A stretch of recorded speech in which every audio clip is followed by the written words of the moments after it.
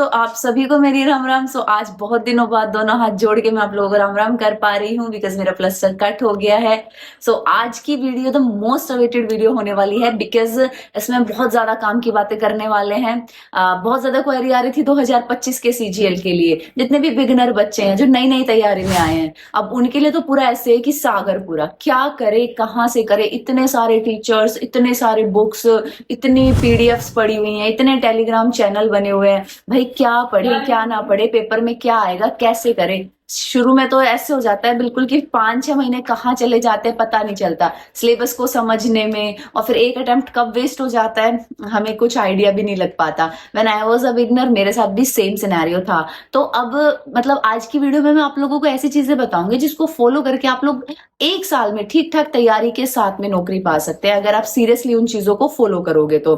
ज्यादा चीजें नहीं है, 5 से 6 चीजें मैं बताऊंगी जिस पर आपको फोकस करना है, और लिमिटेड सिलेबस में आप लोगों को बताने वाली हूँ। सिर्फ वो पढ़ना है, उससे बाहर नहीं पढ़ना है, सिर्फ उतना करना है। और क्या चीजें जरूरी हैं, किन बातों पे आपको ज्यादा ध्यान रखना है ऑल थ्रू योर प्रिपरेशन, वो सारी चीजें हम आज डिस्कस करने वाले हैं।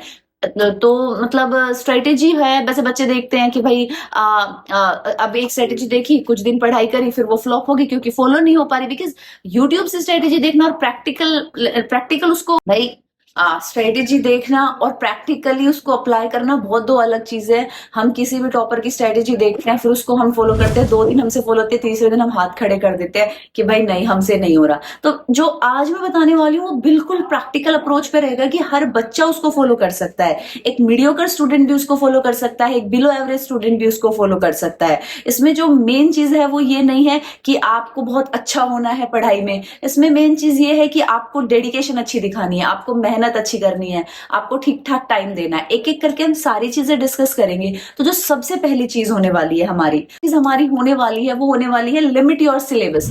सबसे बड़ा कंफ्यूजन ही यही है कि कौन सी बुक पढ़े, कहाँ से पढ़े, कितना कंटेंट करे, क्योंकि कंटेंट की तो कोई लिमिट ही नहीं है ना। मतलब मैथ्स है 10 तक का आता है, पर इतने नए नए क्वेश्चंस है, इतने सारे टीचर्स है, सबने अपना कंटेंट दिया हुआ है, इतने सारे बुक्स आ गए हैं मार्केट में। आपको फिक्स करनी है एक बुक कि मुझे यही बुक पढ़नी है 5 से 6 महीने। आपको फिक्स करना है एक टीचर कि मुझे सिर्फ इसी से ही पढ़ना है, सिर्फ मुझे इसी का ही कोर्स करना है। आपको फिक्स करनी है एक पीडीएफ कि मुझे सिर्फ यही पीडीएफ करनी है। तो मेन बात यह है कि हमें 10 किताबें नहीं पढ़नी है, हमें एक किताब को 10 बार पढ़ना है।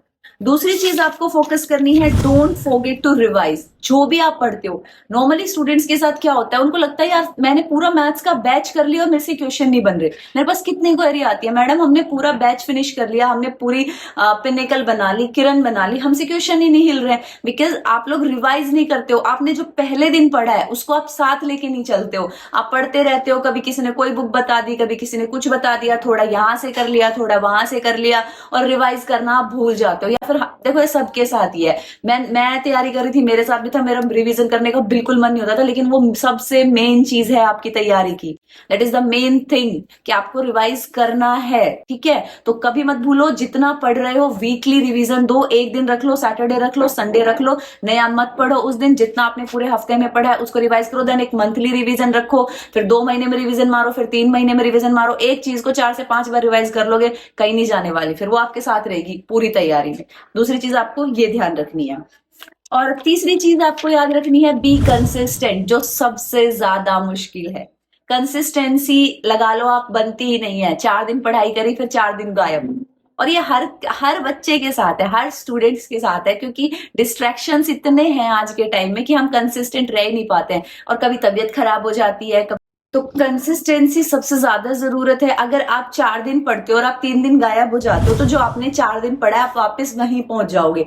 जैसे कोई बिजी शेड्यूल है आपका, कहीं कुछ है, तो भी अपना जितना टाइम आप निकाल सकते हो। जैसे बहुत बिजी शेड्यूल, लेकिन 1 घंटा तो निकाल लोगे, आधा घंटा, तो उससे ना टच बना रहता है और एक मतलब एक फ्लो बना रहता है। फिर आप अगले दिन पूरे टाइम फुल टाइम आप पढ़ाई करोगे, बीच में 2 दिन आपका टाइम नहीं था, फिर भी आपने 1-1 घंटे पढ़ाई करी, तो एक अलग लेवल का मोटिवेशन बना रहता है। बच्चे पूछते हैं ना मैडम मोटिवेशन कहाँ से लाए तैयारी का, that is called motivation.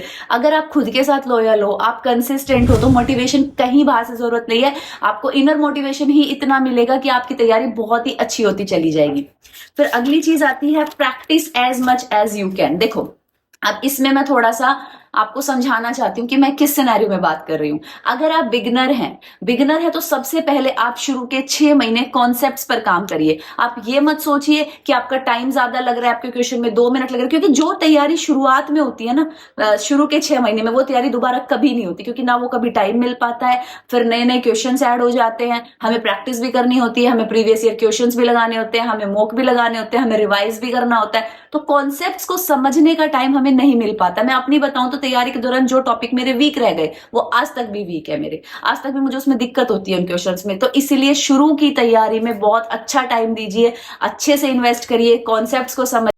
Even जो हमारी जीके है, ज्योग्राफी है, हिस्ट्री है, देर आर ऑल्सो कॉन्सेप्ट। हमें लगता है वो रटना पड़ता है, नहीं, अगर आप चीजों को समझ के चलोगे, क्रोनोलॉजी से समझोगे, तो बहुत आसान हो जाती है चीजें याद करनी। तो इंटरेस्ट लेके पढ़िए, सीखने की चाह से पढ़िए, सिलेबस को खत्म करने की चाह, बिल्कुल मतलब करना है सिलेबस, बट वो माइंडसेट मत रखिए मुझे फटाफट ये बुक खत्म करनी है और फिर उसके बाद में मेरा हो जाएगा। बुक खत्म कर देते हो, पता नहीं चलता पढ़ा क्या है, कॉन्सेप्ट्स तो सीखे ही नहीं है। तो जड़ बनाओ, अपनी नींव मजबूत करो, नींव मजबूत रहेगी तो फिर इमारत कितने भी मंजिल बना लेना बाद में। तो अपनी रूट्स पे अपने अच्छे से काम करो, ठीक है।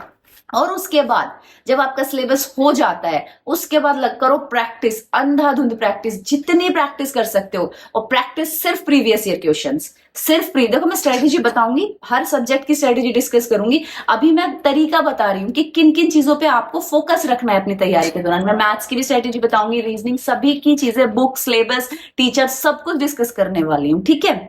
उससे अगली चीज है फोकस ऑन एक्यूरेसी। जब आप पढ़ते हो, पढ़ते टाइम ये मत आप शुरू में ही देखिए कि मेरे को इतना अटेम्प्ट करना है, मेरे को टाइम कम करना है, नहीं, आपको फोकस रखना है कि आप जितना कर रहे हो वो सही कर रहे हो, बिकॉज एक्यूरेसी बहुत मेजर रोल प्ले करती है। चलो प्री में तो इतना नेगेटिव मार्किंग नहीं है, लेकिन मेंस में काफी अच्छी नेगेटिव मार्किंग है, 1/3। तो आपने कोई क्वेश्चन सही भी कर, मतलब छोटी मोटी गलती से गलत हो गया तो आपके सीधे 4 नंबर जाएंगे, और 4 नंबर का मतलब आप देख लो फिर कहां पहुंचोगे। तो एक्यूरेसी पे बहुत ही अच्छा फोकस आपको रखना है।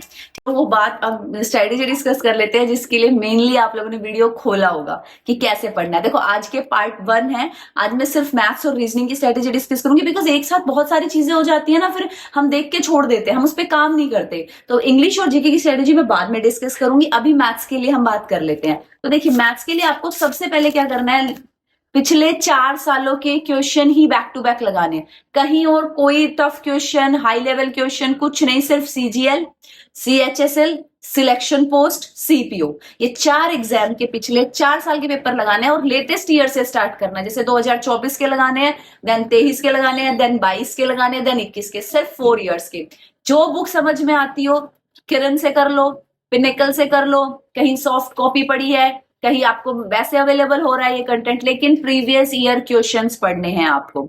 दूसरा, मैथ्स में अगर आप ठीक ठाक स्टूडेंट भी हो तो भी आपको किसी ना किसी टीचर की गाइडेंस में तैयारी करनी है। बहुत सारे टीचर से नहीं पढ़ना, यूट्यूब पे एक वीडियो किसी की देख ली, एक किसी की देख ली, एक किसी की नहीं, सिर्फ एक टीचर को फॉलो करना है। वो जो शॉर्ट ट्रिक बताते हैं, वो जो तरीका बताते हैं चीजों का, उन पर फोकस करना है, शॉर्ट ट्रिक्स पे काम करना है, डेली कैलकुलेशन प्रैक्टिस करनी है आपको। और जो नोट्स बनाते जा रहे हैं, नोट्स जरूर बनाने हैं। जैसे मान लो आपने प्रॉफिट वाला चैप्टर करा, आपने बहुत अच्छे से कर लिया, अब उसके अगली 2-4 महीने बाद आप भूल जाओगे, फिर दोबारा उतनी ही क्लासेस देखनी पड़ेगी। बच्चे ये गलती करते हैं, अपनी तैयारी के शुरुआती दिनों में पढ़ते रहेंगे, नोट्स नहीं बनाएंगे। लेकिन नोट्स सबसे ज्यादा इंपॉर्टेंट है। अपनी तैयारी को एक क्लोजर दो, प्रॉपर अपने पास रजिस्टर्स रखो, जो क्वेश्चन में आपको दिक्कत आई उन क्वेश्चन को नोट करो, जो फॉर्मूलाज थे वो नोट करो, जो कॉन्सेप्ट आपने सीखे, जो शॉर्ट ट्रिक आपने सीखी वो लिखो उसमें, और टाइमली उनको रिविजन करो। मैथ्स में क्या करना है, किसी एक टीचर को फॉलो करना है, उसकी गाइडेंस में सारे टॉपिक करने हैं, जो वो शॉर्ट ट्रिक्स वगैरह बताता है, जो नोट्स वगैरह है बहुत अच्छे से प्रिपेयर करने हैं, टाइमली उनको रिवाइज करना है, और पिछले 4 सालों के प्रीवियस ईयर क्वेश्चन पेपर आपको करने हैं। इससे ज्यादा कुछ भी नहीं करना है, सिर्फ यही करो। अगर ये 4 महीने में जाता है तो अगले 4 महीने फिर इसको करो, फिर इसको करो। ये इन्हीं चीजों से ही देखो नौकरी पक्की होती है सीजीएल, एसएससी के एग्जाम्स में। और रीजनिंग की बात करूं तो सेम स्ट्रेटेजी रहेगी। रीजनिंग में कुछ टॉपिक तो ऐसे है जो पढ़ने की जरूरत नहीं होती, कुछ पढ़ने की जरूरत होती है, तो यूट्यूब से रीजनिंग में आप मल्टीपल टीचर्स फॉलो कर सकते हो, क्योंकि सब सेम सा ही होता है, तो कोई इतनी दिक्कत आती नहीं है। और बस प्रीवियस ईयर क्वेश्चन प्रैक्टिस करते रहो। तो आज की वीडियो में सिर्फ ये मैथ्स और रीजनिंग की स्ट्रेटेजी होने वाली है। नेक्स्ट वीडियो में मैं बहुत डिटेल में आपको इंग्लिश और जीके के लिए बताने वाली हूँ कि कैसे कौन सी बुक फॉलो करनी है और किस तरीके से करना है। दोस्तों अगर आपको ये वीडियो इन्फॉर्मेटिव लगी है, अच्छी लगी है, तो प्लीज प्लीज इसको लाइक करना और मेरे चैनल को प्लीज सब्सक्राइब कर देना, ताकि हम लोग ऐसे ही जुड़े रहे और आप लोगों का प्यार मिलता है, सपोर्ट मिलता है, तो फिर मेरे को भी मोटिवेशन मिलता है अच्छी अच्छी वीडियोस बनाने का. So please be connected and subscribe the channel and like the video.